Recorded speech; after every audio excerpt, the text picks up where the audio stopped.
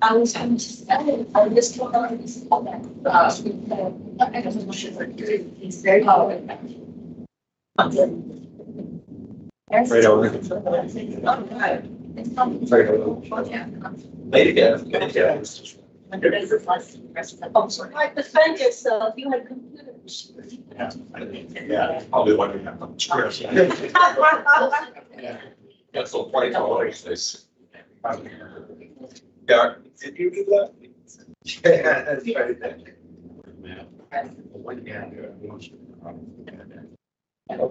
Back of the process. I got a bunch of here. So. Yes.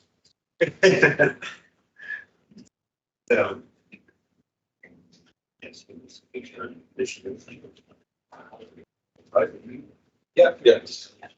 Yes.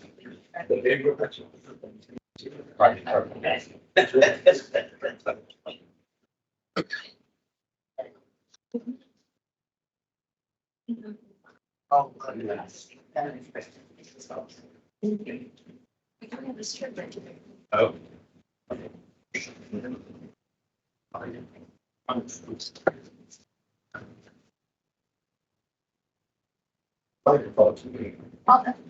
Well, it's fire culture. It's terrible.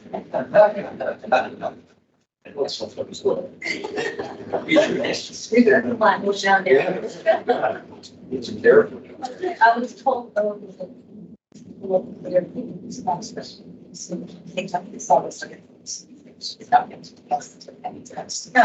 not gonna say. What is that show file?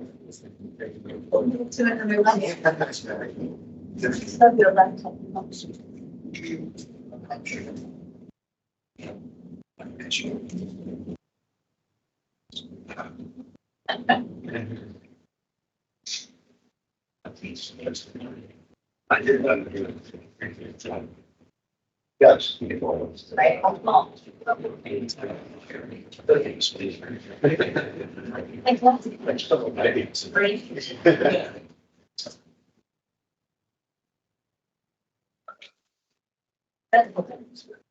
What? Keep your ball.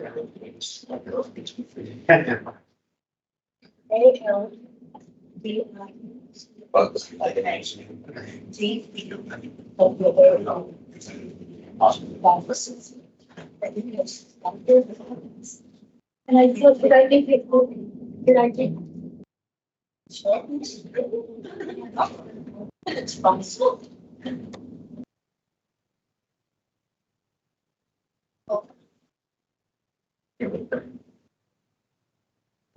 I got a few more.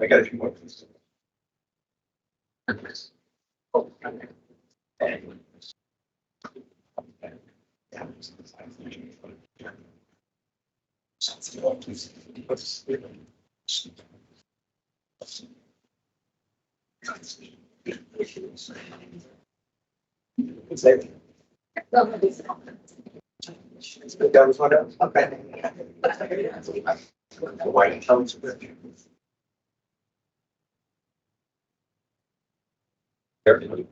No.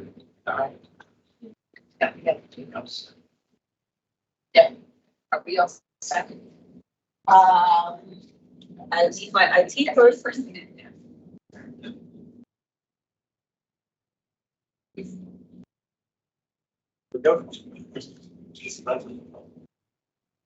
Matt, can you hear me?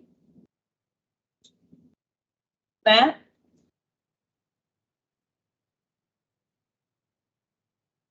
Okay, so if you're all set and we're all set. Okay, Matt, we're going to go. Thank you. Right, good morning, everyone. I'm going to call to order Connecticut State Board of Education virtual hearing. I don't think we need to go through introductions. I think we all know each other at this point. So at this point, I'm going to turn it over to Ty. Not sure of what is going to begin today. So I can start out. I have to report that today is a great day for students in the Illinois Public Schools. I have to report that the party to the President for the proceeding have reached an agreement that is designed to create far more robust emotional and mental health services to Illinois students. Reaching this point, we've come a long way. My original investigatory report, which at that point cited the Illinois Board's systemic and what appeared to be almost deliberate indifference to the mental health needs of the students. The school board responds to the fact that approximately 66 of the students have reached the point of such despair they have crafted suicide plans by challenging the students' truthfulness or characterizing that number as not being that high for a problem.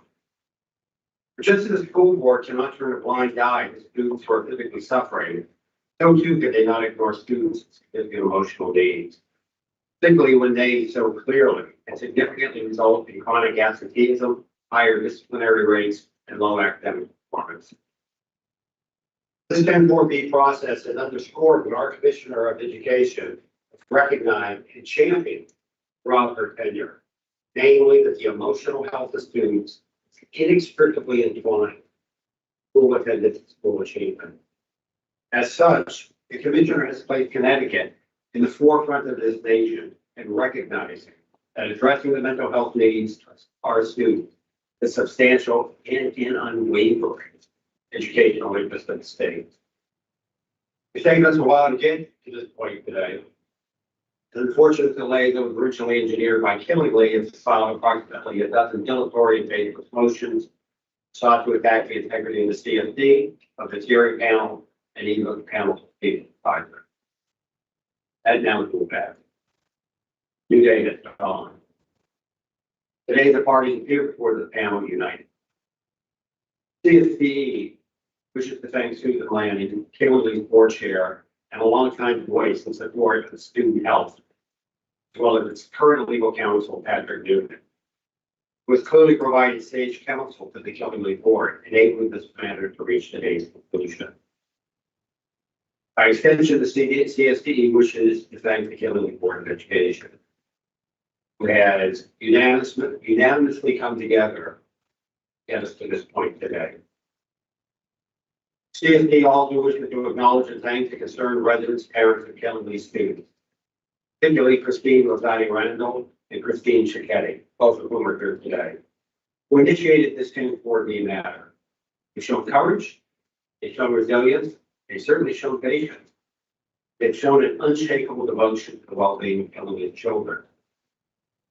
Finally, the CSD acknowledges the extraordinary work of attorney Andrew Feinstein, who saw what was, and more importantly, what could be.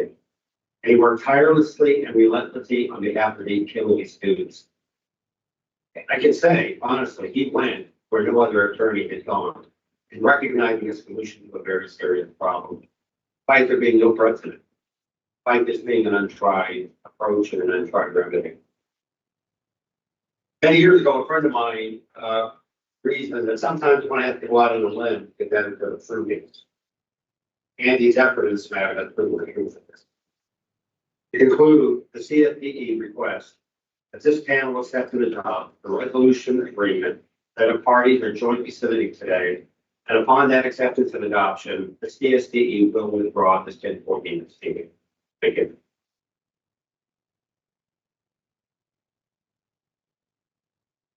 Yeah, I should say this. 29 months ago, in January of 22, former Killingly Superintendent Bobby Johnny presented a proposal of the Board of Education, a school-based health center to be run by Generations Inc. No cost to the district. The proposal was prompted by independent surveys, along with student and teacher reports, which highlighted a serious mental health crisis among students in Killingly schools. In March 22, despite months of pleas, students, families, staff, and parents, Board of Education rejected this proposal. This position led to 45 residents and parents filing this 10-4B complaint on April 5, 2022, Commission of Education. The petition asserted that, quote, telling the Board of Education has failed to fulfill the educational interests of the state of Connecticut by failing to provide the minimum services and supports necessary to address the social, emotional, and mental health needs of the students of the High School. In May of 2022, 16 months later, after the first meeting proposed, the Killingley Board of Education entered into a contract with Community Health Resources Aid to provide limited services during 23-24 school year, essentially providing services only to those students identified by school administration. Last November, several new members were elected to the Killingley, leading to a change in leadership. In April 2024, the board voted unanimously to support CHR application for a grant to expand services. Unfortunately, CHR did not receive that. Despite this setback, Superintendent Susan Mass-Hitzel, in collaboration with the new board chair, Sue Landon, who's there, identified existing resources to fund the expansion of mental health services in schools. As a result, Killingley Schools entered into an amended contract with CHR that provides that CHR will offer full-time clinician services at both the high school and the intermediate school and half-time services at Memorial School. Further, CHR will widely publicize its offerings to parents and students so that any student in need can secure mental health services. Services and publicity contemplated in this new contract mark a significant victory for the citizens, parents, and staff who have advocated for this crucial issue. This is exactly what they wanted in the first place, but they've been waiting this campaign about the state. The concerned residents, parents, and Killingley students who brought the petition are appalled at the 47 counts of litigation, 5 days of hearings when this issue closed, and are shocked at the amount of money that the taxpayers of Killingley were forced to pay to defend the action of the previous Board of Education. More importantly, they're saddened that for over 2 years, students at Killingley schools were deprived mental health services they needed when they had to fight those services in the school. Today, however, we're excited that this is long stop against time. We're delighted with the level and quality of services that CHR provided in the coming year, and hope students can get this together. This is a day for celebration, time to rebuild reputation of the public schools. Today's welcome victory students is due to the clear, persistent, effective advocacy of the State Department of Education, and specifically by its dedicated commissioner Sherman's. State board, in concert with the department, has been steadfast in asserting that the social, behavioral, and mental health needs of students is a critical part of the educational mission of the state. And for me to play here result today, being clear, school districts need to devote staff resources and attention to the emotional needs of students. This is a good day for students.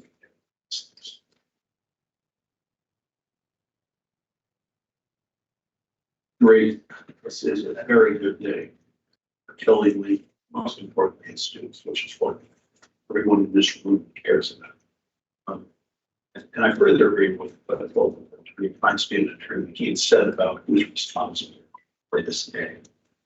It was a collaboration with the lawyers, but more importantly, stars of the show. Only be worth it. I had the privilege of watching the small proceeding the last couple of months, and I have to tell you, it was heartwarming to watch them both in private and in public. This is a group of people that they are what democracy is all about. It's not about yelling at each other. It's not about screaming. It's not some of the things we see nationally. It's a group of citizens not getting paid, spend a lot of their time and effort trying to be. You know what? They did. They succeeded. And I'm just incredibly moved by that. Heart goes out to them. And I believe that this process, though painful, is going to make them even more effective. I also want want to say something about the other people that aren't getting paid and that have contributed tremendous to this process. Those are the people up there in front of me who have gone through this and know it's a laborious process. Know you're getting paid. We don't need to leave before our people. Our state should be proud of it. And I'm happy that I got to see. We have for the panel, a fully executed copy of the resolution agreement, that has been signed by the chair, Susan Landon of the Assembly Board of Education on behalf of the Assembly Board, by the Commissioner of Education, Charlie M. Russell Tucker, and by Attorney Andrew Feinstein on behalf of the concerned residents, parents of the students. We have a fully executed copy. We also have some copies that are not fully executed, but which we tender. I can have a copy of fully executed one later. I just submit that to Attorney Cunningham so that he can have that for the record. The other ones that I have are going to be signed by Ms. Landon, by Commissioner Russell Tucker. They're not yet signed by Attorney Feinstein. But I would submit and ask that the panel accept the new evidence and furthermore accept and adopt at its decision the resolution agreement provision, which again provides services outlined by Attorney Feinstein in his statements earlier this morning, and which provides for the withdrawal of 1040 stated. If I may, our child review showing status.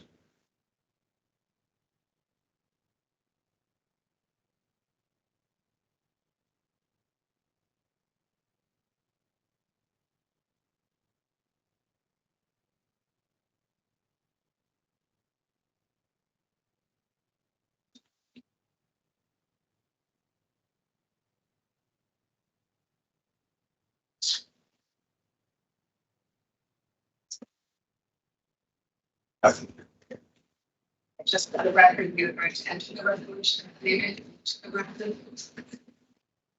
Signed by all parties. Yes. I don't have a motion to adopt the resolution. All in favor?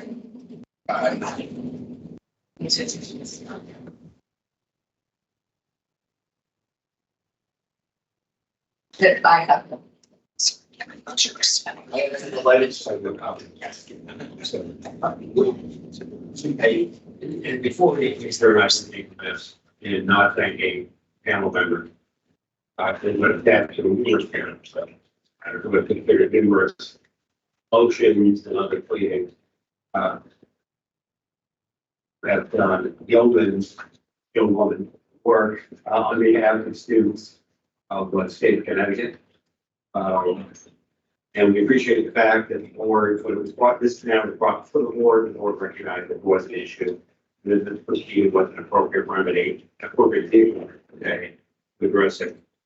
Thank you for, I know you're volunteer, you give your time, and you know that this was a lot of additional time, so we truly appreciate your interest in time. You know, for this, also want to thank Darren Cunningham, he's Assistant Attorney General, who has wisely shepherded you through this whole process.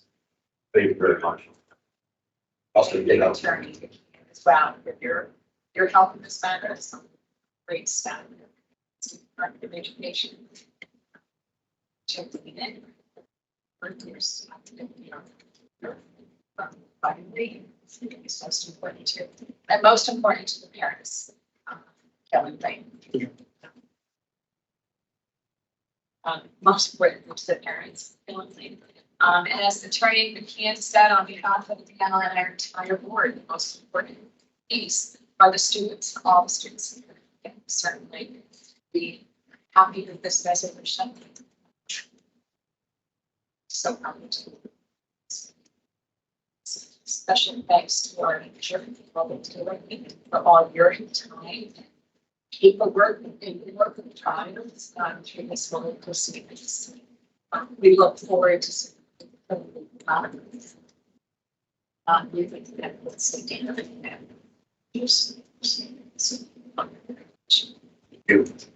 All this. Thank you very much. Yeah, congratulations. Thank you.